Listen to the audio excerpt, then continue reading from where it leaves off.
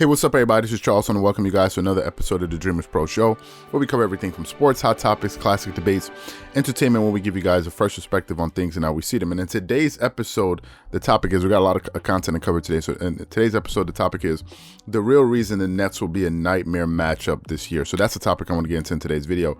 But before we get into that, I want you guys to please make sure you go ahead and hit the like button, hit the subscribe button, and hit the notification bell to be notified whenever we drop our content.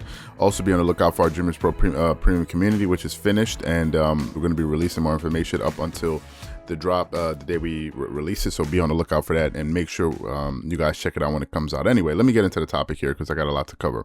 So, excuse me, dealing with a little bit of a cough here. So, the Nets got off to a steady start this season. We all pretty much knew how they started off the season with Kyrie and Kevin Durant in Brooklyn. Are playing with this team. They have some pretty good pieces: Spencer Dinwiddie, Jared Allen, and some other guys. A great shooter, a great three-point shooter whose name escapes me right now. I think excuse me, I think I can pull up his name. And Joe Harris, yes, he's a great three-point shooter. So they had some really good pieces going into this season, right? And they were doing pretty steadily. Then another thing we're looking at was the health of Kevin Durant. How was he going to look? What was he going to look like after taking off a year and a half of basketball of not playing because of an injury, because he tore his Achilles tendon? We hadn't seen the guy play basketball in so long, so a lot of us were curious to see what he would look like. And when he started off, I wasn't a bit sure because it looked like he was a little bit rusty to me. Now, other people saw different things, but for me, I thought he was a little bit rusty. But now, currently, as we speak, although that Kevin Durant has missed some games here and there, Kevin Durant currently, after coming off an Achilles tear, came back and is averaging 29 points per game. He's shooting 52% from the field, 43.5% from the three-point line. He's shooting 87% from the free throw line. He's getting you 7.3 rebounds, which I love, 5.3 assists, which I also love, and 1.4 blocks. So it's safe to say that Kevin Durant is back. And to put this in context, Kevin Durant is actually having a more efficient season than the year he played with the last season he played with the Golden State Warriors. Just to put that into context, that season KD averaged 26 points per game, shot 52% from the field, 35% from the three, 88% from the free throw line, got you 6.4 rebounds, 5.9 assists, and 1.1 blocks.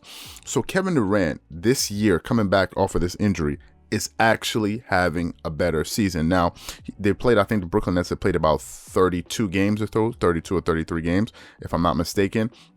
And he's only played 19 games. But in those 19 games, right, for playing basically 2/3 of the season, we pretty much have a clear understanding at this point that Kevin Durant is healthy. I think by all of our estimations, I think we can say that KD is healthy. Now, early on, him and Kyrie, they were meshing pretty decently, although I thought at times Kyrie seemed like a bit of a ball hog. He seemed like a guy that was just kind of, transfixed on getting his numbers all the time. So that was kind of, that was something I didn't like at times. But overall, they were winning games.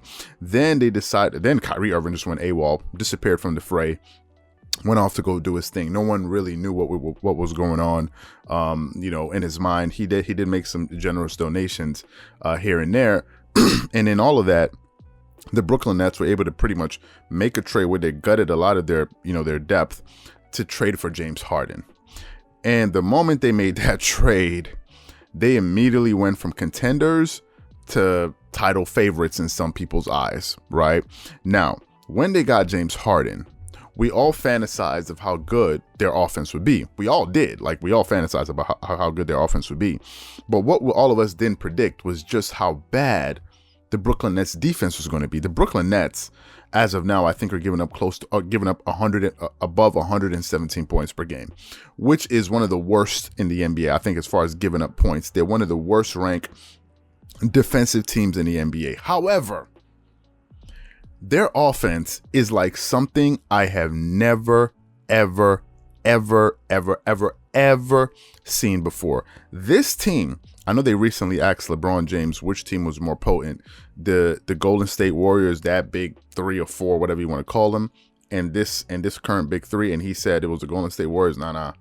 This team is on a whole nother level, man, because on that team, right, yes, you had Stephen Curry, who is not the scorer of any of those guys, I think Kyrie Irving is a better scorer than Stephen Curry. Certainly James Harden is, right? So if you say, okay, Stephen Curry is better scorer than Kyrie Irving, okay, fine, we'll give you that. But James Harden is a way better scorer than Klay Thompson. I don't even think it's close. And then you have the same Kevin Durant on the team. Now, some people may say, but they don't have a Draymond Green. Fine, we can give you that. Draymond Green is the defensive player of the year. But if we're talking about from the offensive side of the floor, and having these three guys, James Harden, that can get you a 40-point triple-double, that's currently leading the league in assists. I've never seen an offense this dangerous. Like, literally never, ever. The thing about the Golden State Warriors, two of their stars can create shots off the dribble. This was in KD and Steph. But Klay Thompson could rarely break down defenders off the dribble. He would come off screens and picks and all of these different things to hit his shot. He was always in constant movement.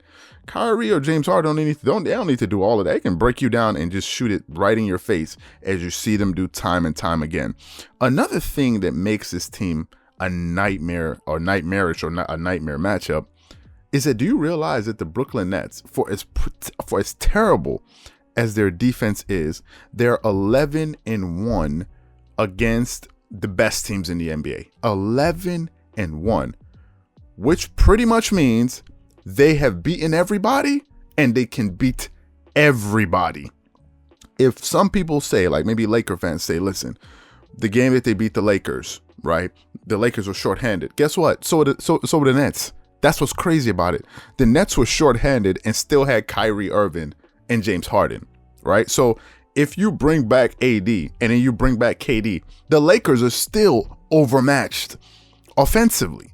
This team, right? I think the challenge with the Brooklyn Nets is that they have three amazing, tough shot makers. That's the challenge.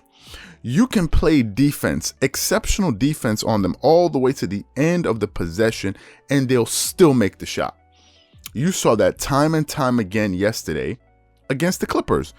You're talking about you're talking about Kawhi and Paul George. These are all-world, all-NBA defenders, all-NBA first-team caliber multiple defensive player of the year type defenders. You will put them on one of those dudes, they will be able to stay with them for an entire possession, and at the very end, those guys will still hit a very tough shot. Kyrie Irving was doing that all night long, up over length. And Paul George, they put Paul George on him at times, right? I mean, it was just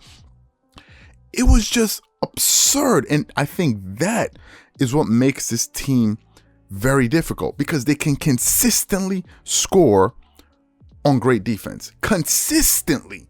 Like, you can play great defense for possessions at a time, and they will keep scoring on you for possessions and possessions at a time. It's not that the Clippers are incapable last night. If you watch the game, it wasn't that they were incapable of getting stops.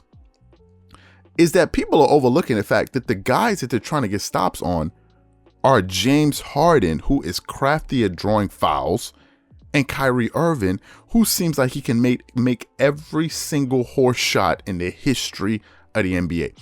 It has nothing to do with great defense. It's just that the offense is better than whatever defense you're throwing in front of this team. They're too potent as an offensive team. And for me, I think it's going to be very difficult for any team in the NBA to guard this team or play great defense on them 4 out of 7 games. It will be virtually impossible. The only way for you to really beat this team, I think, is you either have to get them in foul trouble. Like, I mean, talking about foul trouble and get guys off the floor. Right now, if it's in a close game and you're in the last 2 minutes, or as the NBA describes it, in the last 4 minutes, which is crunch time, and it's a close game, like you're talking about a 1 or 2 possession game, and you want to get into the fouling game, you'll still lose, because they have 3 guys that are hitting over 86% from the free throw line. So what do you do?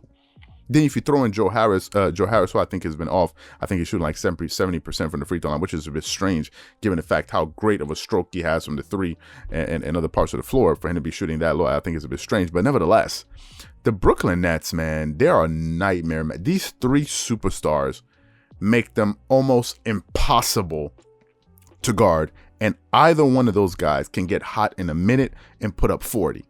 There's no other team in basketball that can do that. No other team. And the Golden State Warriors team, none of them, only 2 of those guys can heat up like that and get you 40. Now, some people say, yeah, Klay Thompson, yeah, but Klay Thompson can't do that off the dribble. He's always catching and shooting. That's why the game he scored, I think 37 points in a quarter or whatever it was in the game. Go look at how many dribbles he took. Catching and shooting, catching and shooting, catching and shooting. These guys, they can break you down on single coverage, throw your best defender at them, and they're still gonna score. So this team is a nightmare matchup for the entire NBA. And I think at this point, they're not even concerned with playing defense. They're like, you know what? We're going to outscore you. And they're like, listen, they're going to roll the ball. We'll score. You come catch us. And if you can't catch them, you're just going to lose. Simple and plain. So what I want to know from you guys is, what do you think about this Brooklyn Nets as far as being a nightmare matchup for any team in the NBA? What do you guys think? Please leave your thoughts and comments in the comment section below. Again, if you enjoy the video, be sure to make sure you go ahead and hit the like button, hit the subscribe button, hit the notification bell to be notified whenever we drop our content. And also stay tuned for the Dreamerspro platform. We're going to be releasing more information as the days come around. We're going to be releasing on the 24th. So be on the lookout. We're going to be releasing more information on that. Once again, this is Charles here from Dreamerspro. Wishing you guys an amazing day. Catch you guys on the next episode. Peace.